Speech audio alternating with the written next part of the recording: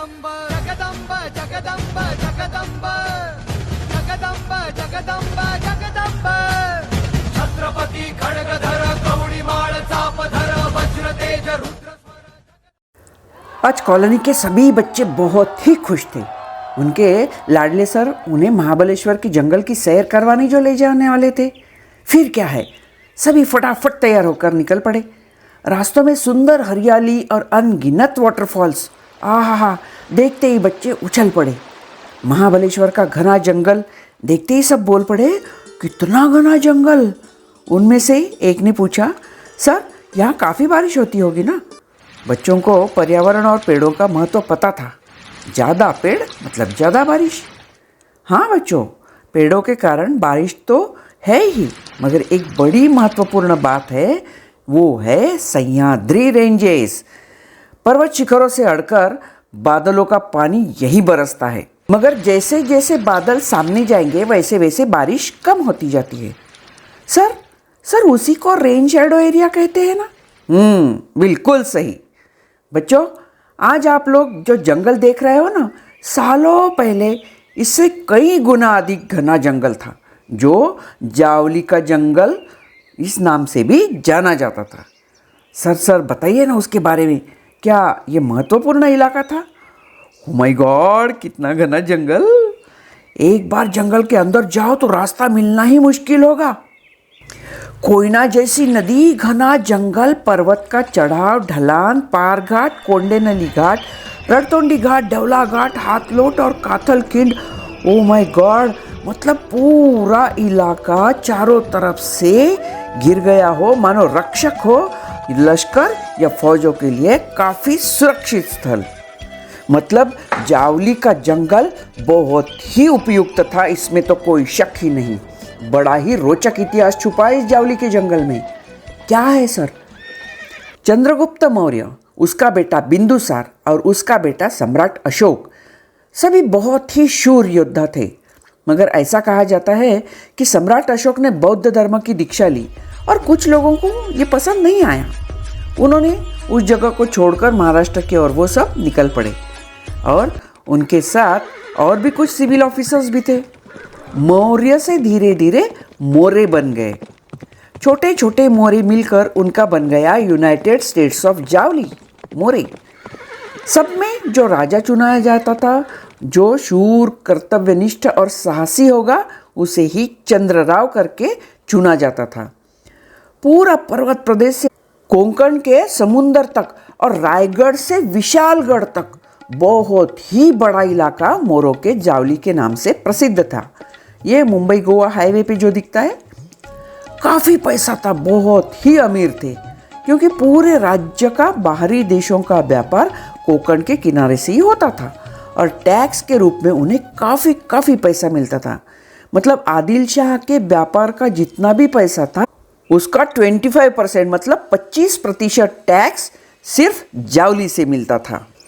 जावली का पूरा इलाका जंगल के लिए मशहूर था ही। शेर, चीते, भालू, काफ़ी जंगली जानवर, जंगली वनस्पति, पेड़ पौधे से तो इतना घना और भरा पड़ा था कि सूरज की किरणें भी जमीन पर नहीं पड़ती थी। महाराज पेड़ पौधे जंगलों का महत्व तो अच्छी तरह से जानते थे।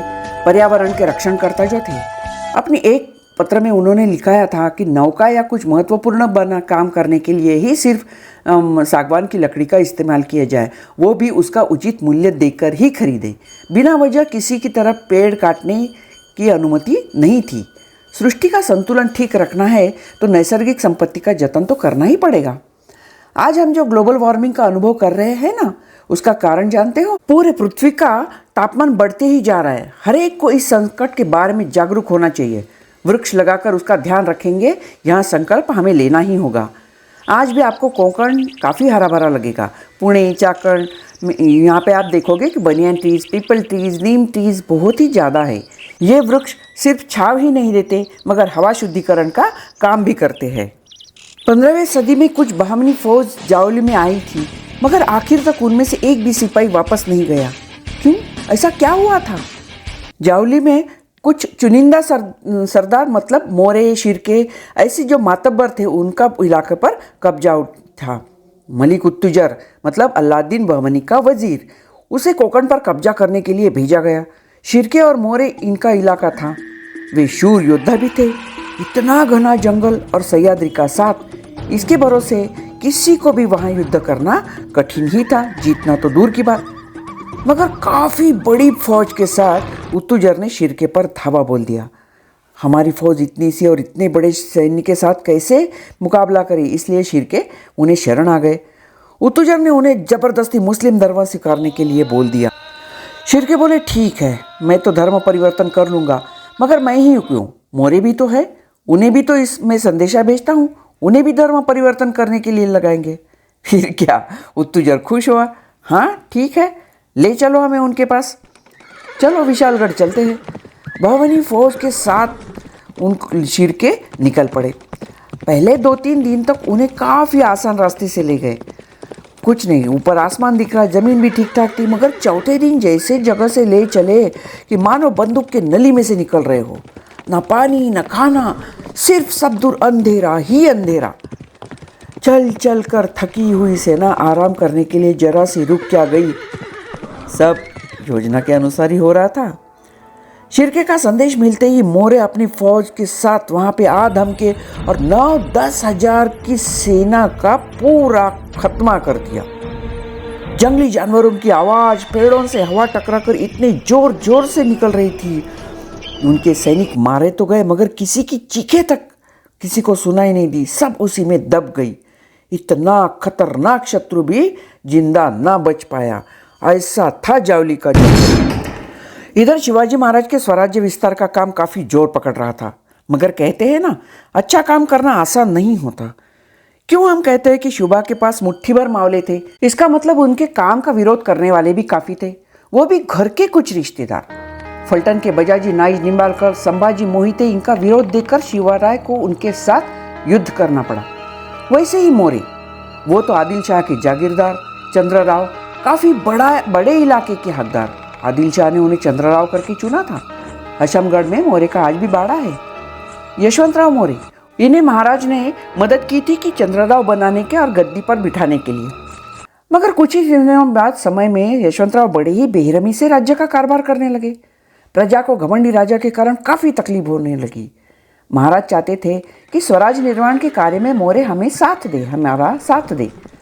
मगर अनगिनत संपत्ति और जावली का राज, इसलिए मोरे काफी अहंकारी हो गए थे। महाराज ने उन्हें काफी समझाया मगर मोरे पर कोई असर नहीं हुआ। महाराज बड़ी दूरगामी योजना बनाने वाले में से थे। उन्होंने सोचा जावली का महत्व बहुत है, घने जंगलों का महत्व, व्यापार से मिलने वाले पैसे, सैन्य, शस्त्र। स्वराज्य को यदि मजबूत करना है तो ये इलाका हमें लेना ही पड़ेगा। सभी का उपयोग स्वराज के लिए महत्वपूर्ण था। बस हो गई तैयारी। चलो जावली, शेर की जावली या जयवल्ली। महाराज की सेना ने जावली पर धावा बोल दिया।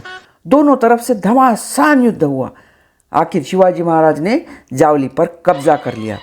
जो भी मोरे और सैनिक बचे थे स्वराज की सेना में शामिल हो गए। ये जीत सबके लिए काफी महत्वपूर्ण थी। स्वराज्य को शस्त्र, सैनिक, पैसा सभी के कारण महाराज की ताकत काफी बढ़ गई थी और सैनिकों में आत्मविश्वास भी बहुत बढ़ गया था। सर, यहाँ पे कोई किले भी थे क्या? बिल्कुल थे। बड़े मजबूत किले थे। मकरनगढ़, चामरगढ़, चंद्रगढ़, सोनगढ़ और एक था वासोटा। वासोटा मतलब काले पानी की जगह, जहाँ पे सजा भुगतने के लिए भेजा करते थे। बहुत ही बड़ा इलाका, रायरी का किला, जो बाद में बना रायगढ़। इसकी मजबूती कितनी है, इसकी साक्ष्य तो आज भी हम देखते ही हैं। एक और महत्वपूर्ण किला बनाया गया जिसे पहले रानआडवा गौर या ढोलपाचा डोंगर या भोरप्या घोर बोलते थे, मतलब जहां गाय बैल चराने ले जाते थे, ऐसा टीला। कल्याण भिवंडी से पूरा कोकण तक का भाग इन्होंने कब्जे में ले लिया। तो किला जो बनवाया था, जिसने इतिहास का सुवर्ण अक्षरों में लिखे जाने वाला इतिहास घटा। क्यों बच्चों, पता है कौन सा मजबूत किला बनवाया गया था? वो है प्रतापगढ़, जिसके कारण इतिहास ने एक ऐसा मोड़ लिया कि सारी सल्तनतें हिल गई, झंझोड़ कर रख दिया सभी बादशाहों के ताकत को। मोरोपंत पिंगले ने यह बनाने में काफी मेहनत ली और उनके किलेदार थे अर्दोजी यादव। सर बताइए ना, ऐसा प्रतापगढ़ में क्या हुआ था? बोलते हैं वो भी है, बहुत बड़ी घटना है। मगर जावली पर आक्रमण नहीं तो वो जीतना कोई मामूली बात नहीं थी। ये तो सभी सल्तनतों को चिंतित करने वाली बात थी। कल तक हमें जिसे बच्चा समझकर बैठे थे वहाँ तो काफ़ी कारनामे कर रहा है, इसका बंदोबस्त तो करना ही पड़ेगा। आदिशाही सल्तनत चिंता के बादल मंडराने लगे। करे तो क्या करे, कैसा बंदोबस्त करे इस जंगल के रास्ते हमला करने वाले मावलों का। और वो सिवा रात दिन बड़ी बेगम को सिवा की बातें सताने लगी। बड़ी बेगम गुस्से में तमतमा रही थी। उसने फरमान छोड़ा, जाओ तुरंत बुलाओ, सभी सरदारों को दरबार में बुला के लाओ। फिर क्या था, सभी सरदार बड़ी संख्या में फटाफट हाजिर हुए। तो बच्चों, आज हमने जावली के जंगल के बारे में जाना। कल जानेंगे बीजापुर दरबार में क्या हुआ, कौन सी घटना घड़ी, और इधर महाराज की क्या कुछ अलग रणनीति थी। एक योद्धा को कैसे हर बार आगे की सोच करनी पड़ती है, वो जानना है ना। जरूर देखेंगे। और शुरुआत है एक जबरदस्त टक्कर की।